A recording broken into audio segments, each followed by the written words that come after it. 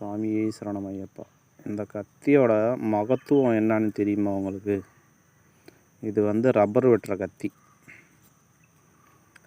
நானும் என் வாழ்க்கையில் பார்த்த கத்திங்களில் எல்லாத்துலேயுமே சைடில் தான் ஷார்ப்பாக அந்த இது இருக்கும் வெட்டுறதுக்கு. இந்த கத்திக்கு மட்டும்தாங்க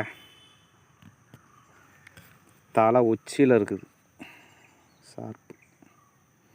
இந்த மாதிரி நீங்கள் கத்தி வச்சுருக்கீங்களா? யார்கிட்டயாச்சும் இருக்குதா அப்படின்னு காட்டுங்க. வேறு எதுக்கெல்லாம் யூஸ் பண்ணுறாங்க? இது ரப்பர் மரம் வெட்டுறதுக்கு யூஸ் பண்ணுற கத்தி.